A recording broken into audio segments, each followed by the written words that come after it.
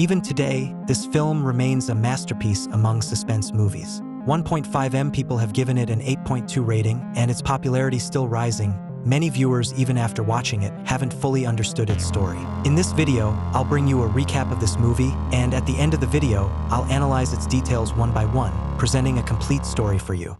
In 1954, on Shutter Island in Boston Bay, 67 heavily guarded inmates with mental illnesses were held, including a female prisoner named Rachel who mysteriously disappeared. Rachel had killed her 3 children, making her escape from the island potentially catastrophic. The Federal Bureau of Investigation was informed and immediately dispatched officers to Shutter Island to investigate. Teddy realized that another officer named Chuck from the Seattle office was also sent to assist in the case. As they conversed, Teddy mentioned his deceased wife who died in a fire set by a pyromaniac named Letty's. Teddy's primary mission on Shutter Island was to investigate Rachel's disappearance and find Letty's. Upon arriving at the island, Teddy noticed the heavily armed guards awaiting them. Under the guidance of Deputy Warden, they reached the mental hospital on Shutter Island, divided into 3 sections: Ward A for male patients, Ward B for females, and Ward C for dangerous inmates. Following the director's rules, they had to surrender their weapons before entering. Deputy Warden then led them to Dr. Cawley's office, the head doctor and director of the hospital, who introduced them to the missing patient Rachel. Rachel suffered from severe mental illness, having killed her children and spent 2 years imagining they were alive, believing Shutter Island to be her home. In her delusions, doctors and nurses played different roles. However, Rachel disappeared mysteriously the night before despite extensive searches by Deputy Warden and his team. Looking at Rachel's photo triggered intense headaches and memories of Teddy's past at a camp, leading Dr. Cawley to attribute it to seasickness and prescribe medication. Accompanied by Dr. Cawley, Teddy and Chuck visited Rachel's room. As the director mentioned, there were no signs of forced entry, and the floor remained intact. Dr. Cawley noted that each patient had 2 pairs of shoes, indicating Rachel escaped barefoot. Teddy noticed a small note hidden under the floor tiles with the message, "The Law of 4, who is 67?" in Rachel's handwriting, a puzzle they couldn't decipher. Teddy and Chuck continued to speculate that even if Rachel could escape smoothly from the ward, she would not be able to leave the hall under the supervision of the nurses at the psychiatric hospital. Teddy made a decision to interview all the staff at night. Afterwards, he surveyed the terrain of Shutter Island and found that the guards were very lazy and didn't care at all about Rachel's disappearance. Deputy Warden also said that the tide was fierce last night, and it was almost impossible to escape from here. Teddy pointed to a lighthouse not far away. Deputy Warden told him that there were sewage treatment facilities inside, and someone had been sent to check in advance.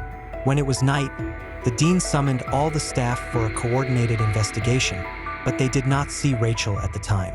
Teddy wanted to find Rachel's attending physician to understand the details, but was told that Dr. Sheehan had taken a vacation and left Shutter Island. The staff tried to call Dr. Sheehan, but the storm had destroyed the island's telephone signal, and it was impossible to contact the outside of the island. Teddy's investigation had to be temporarily stopped. Teddy asked to see Dr. Sheehan's files, but was rejected by another colleague. Dr. Cawley also said that they had no right to view the doctor's files. Teddy noticed that Dr. Cawley must be hiding something. After returning to his residence, he tried to decipher the small note left by Rachel, but fell asleep unknowingly. In his dream, he saw his deceased wife. His wife asked him why he drank, but in an instant, the bottle in his wife's hand disappeared. She told Teddy that Rachel had always been here, and then turned and walked towards another window. The cityscape outside the window had turned into a lakeside at sunset. Teddy noticed his wife's back starting to burn. He went up to hold his wife, and her abdomen began to bleed. At this moment, burning ashes began to fall in the room, and his wife was burned to ashes. Teddy suddenly woke up from his dream and found that it was just a leak in the roof. It was stormy outside at this time.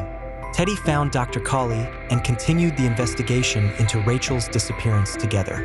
He interrogated several patients in succession, trying to find clues from them. When he asked a female patient named Kearns, she suddenly asked Chuck to help pour a glass of water under the excuse of thirst. Kearns snatched the notebook from Teddy's hand and wrote some information on it. Teddy looked at Kearns in confusion and put the notebook in his pocket. He did not notice at all that Kearns did not have a cup in her hand when she was drinking water. Teddy took this opportunity to ask Kearns if she had seen a patient named Andrew Leddies. She frighteningly said that she had not seen him. Chuck knew that Teddy wanted to find Leddies as soon as possible to investigate the truth about his wife's death. Teddy had learned from the newspaper that Leddies was detained on Shutter Island, but he seemed to disappear without a trace like Rachel. Teddy and Chuck came to a graveyard, trying to find the tombstone of Leddies. Maybe he was already dead on the island. In the process of checking the tombstone, Chuck suddenly asked Teddy if Kearns had told him anything when he went to fetch water. Teddy said she wrote it down and opened the notebook for Chuck to see. At this moment, the storm suddenly became very violent, and the two of them dodged the storm and came to an abandoned house. Chuck asked him if he would kill Leddies if he found him. Teddy said that the purpose of his investigation here was not for slaughter. During World War II, Teddy was a World War II soldier. When they got through the gates at Dachaude, they saw too many bodies killed by the enemy. To punish the crimes committed by the enemy, they shot and killed all enemy members. The current Teddy is tired of killing, and his real purpose for coming to Shutter Island is to investigate this mental hospital because there have been secret brain experiments here. He once knew a college student named George Coyce. To make money, George came here and underwent a year-long mental experiment.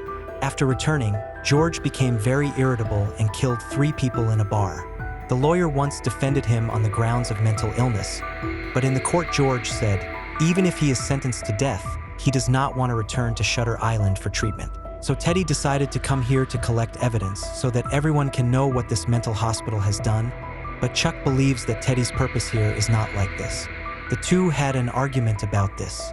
Chuck suspected that this was a scam, deliberately luring him here, and there was no evidence to prove whether Rachel existed. Teddy firmly believed that this was a real case.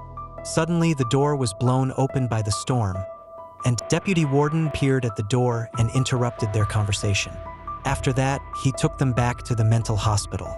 Because their clothes were soaked, the staff prepared work clothes for them, and the continuous storm would definitely affect the houses and buildings on the island. To prevent patients from escaping, one of the doctors suggested handcuffing them in the ward. Dr. Cawley questioned, if they were handcuffed to the ground, they would die. But that doctor was very willing to do so. Teddy immediately interrupted them. He asked Dr. Cawley doubtfully because Teddy heard that there were 24 patients in Ward C and 42 patients in Ward A and B, which means a total of 66 patients. But Rachel's note seemed to tell them there should be 67 patients. The dean not only denied it, but also told Teddy they found the missing Rachel, who had returned to the ward unharmed. But when Teddy asked, Rachel mistook him for her dead husband. Suddenly, she seemed to think of something, pushed Teddy away, said her husband was dead, and asked Teddy who he was. Seeing the current situation, Chuck could only take him out of the ward temporarily. They followed Dr. Cawley to the office. With the thunder and lightning, Teddy had another severe headache. Dr. Cawley quickly brought medicine for him to take, then took him to rest. In his dream, he dreamed of the camp of that year. Among the frozen corpses was a mother and daughter. Teddy looked back and the bodies turned into Rachel and her daughter. The girl suddenly opened her eyes and kept asking Teddy why he didn't save them at the beginning. The scene suddenly came to a room where he met Leddies, who he had been looking for. Leddies walked in front, took out a bottle of wine from his pocket, but in the blink of an eye, Leddies turned into Chuck. Then a scream came from the side and caught Teddy's attention. Teddy saw Rachel, covered in blood, with 3 children lying on the ground. Teddy picked up the bodies of the children and put them in the lake. Teddy woke up and realized it was a nightmare. Then someone opened the door. A woman came into the ward. Teddy looked at the door. It was his wife. His wife told him that Leddies was on the island and he must find him and kill him. Suddenly there was a flash of lightning outside, and Teddy was awakened again. When Teddy and Chuck went outside, they found that last night's storm had turned the place into a mess, and even the power supply system had been destroyed. Chuck and Teddy decided to go to Ward C in the chaos. Because they were wearing work clothes, they did not arouse the suspicion of the guards. The prison guards also thought they were here to help search for escaped patients. When Teddy chased a patient, Chuck and Teddy were separated. Teddy, who was moving forward alone, was suddenly attacked by a patient. The patient said he didn't want to leave here and asked him how the hydrogen bomb exploded. Chuck heard the noise and rushed over. Teddy took the opportunity to attack the patient, beating him up. Chuck arrived in time and stopped him. The prison guard and Chuck sent the patient to the medical office. Teddy began to look for Letty's alone in Ward C. Unexpectedly, he met George here who shouldn't be here. George said he was the one who beat him up. Teddy said he didn't know anything and said he would take him away from here. George said no one could take him away. Everything he was doing now was a scam set up by the mental hospital, including his partner Chuck. George suddenly cried and said they would take him to the lighthouse and cut open his head, all because of him. In the end, George told Teddy that Letty's, who he was investigating, had probably been taken into the lighthouse. Teddy hurriedly took Chuck to investigate the lighthouse. On the way, Chuck suddenly told Teddy that he had just found Letty's intake form in the medical room. But the strange thing was that there were no photos and specific treatment processes on it. Teddy refused to view the intake form because he had to go to the lighthouse to find the truth. The two men came to a cliff through the forest, but found that they had deviated from the direction to the lighthouse. Teddy decided to go back and head to the lighthouse along the reef area.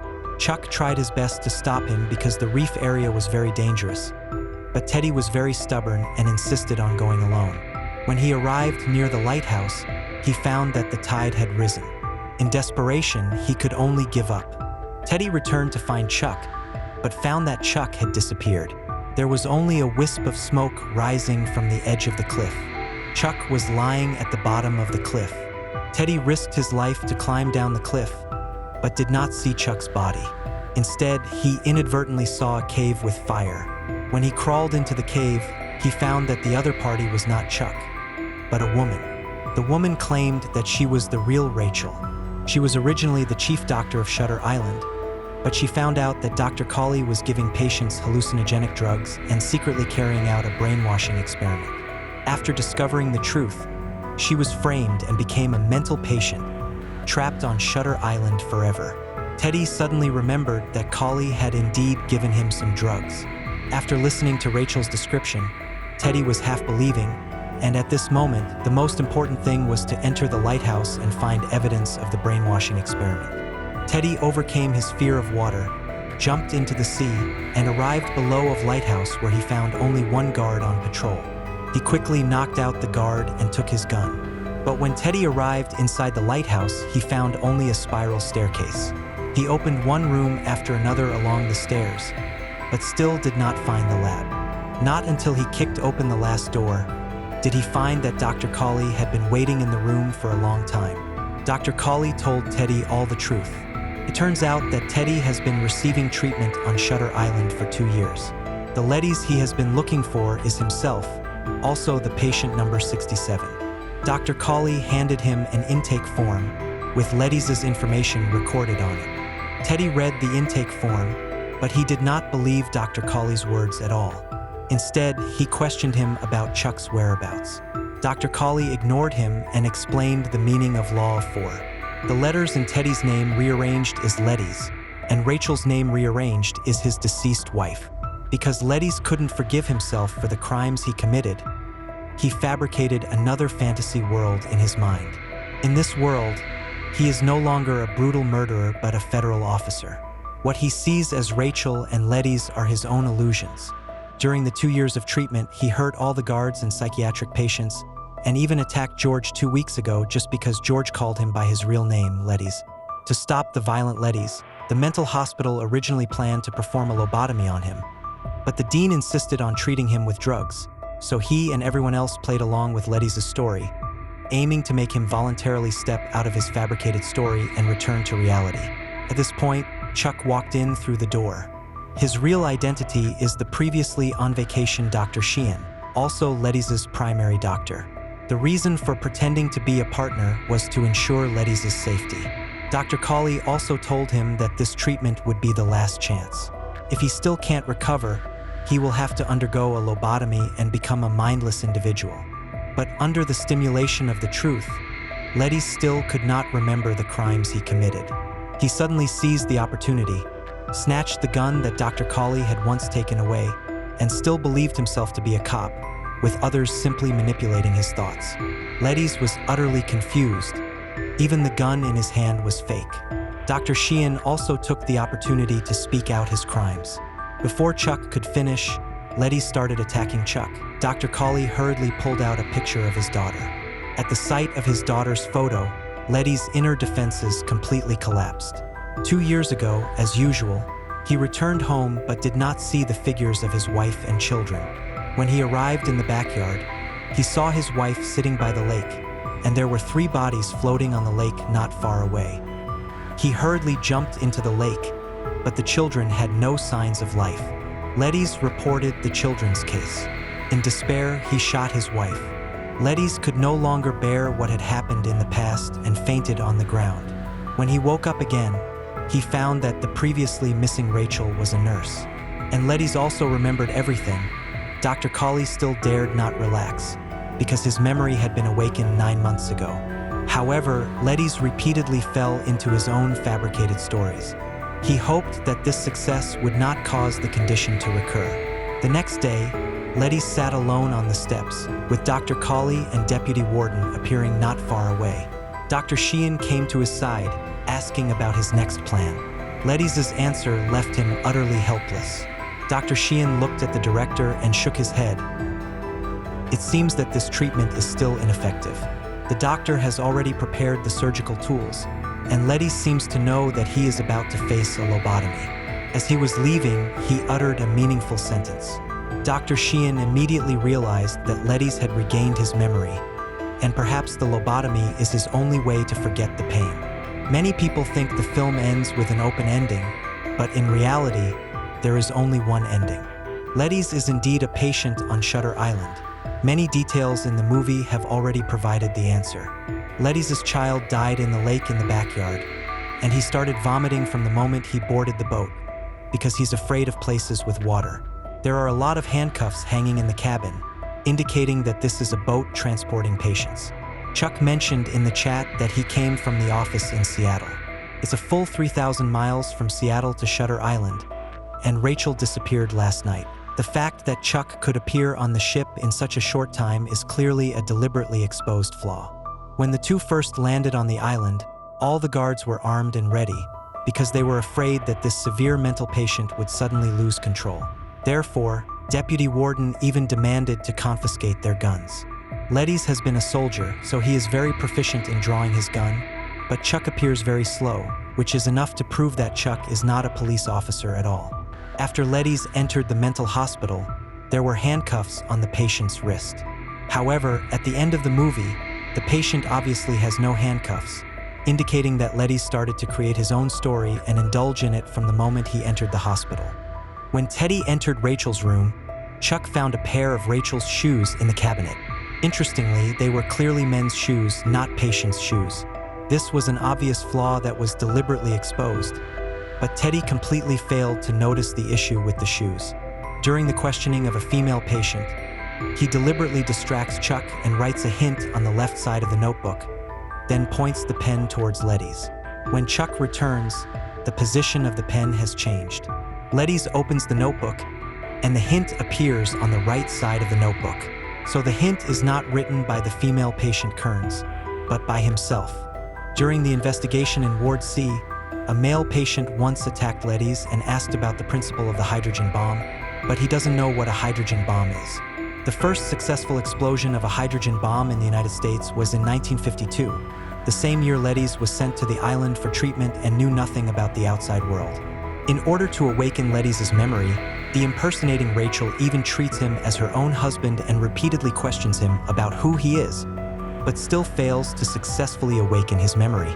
All the above loopholes are to remind Letty's to accept reality and awaken his memories. These details are enough to prove that Letty's is not a policeman, but a patient on Shutter Island. The real story is as follows. Letty's was once a World War II soldier, and the war brought him great psychological trauma. After retiring, he numbed himself with alcohol all day, and due to a lack of care for his wife, She developed depression and set fire to the houses in the town. The family then moved to the lakeside, where Letty's continued to numb himself with alcohol. One day, his wife's psychological defenses completely collapsed, and she killed their 3 children. Unable to accept reality, Letty's shot his wife, and the massive shock led him to develop a mental illness. He was sent to Shutter Island for treatment. To escape the guilt in his heart, he created a perfect story in his mind. Yet, Letty's had violent tendencies and nearly killed a patient. The mental hospital had no choice but to perform a lobotomy on him. After this procedure, he would become an individual without thoughts. Dr. Colley and Dr. Sheehan strongly opposed this and insisted on using role-playing and drug therapy to awaken Letty's memory. The final treatment indeed restored him to normal, but the Lettys who accepted reality could not face his own crimes, so he pretended to return to his fantasies and underwent the lobotomy. To live as a monster or to die as a good man? In his heart, monster refers to the crimes he once committed, and good man refers to people who are harmless to society. Obviously, Letty's chose the latter. In the near future, he will forget everything here, just like the lighthouse by the sea, forever standing on Shutter Island. Ensure you're subscribed to this channel so you can enjoy more videos like this one. Thanks for watching.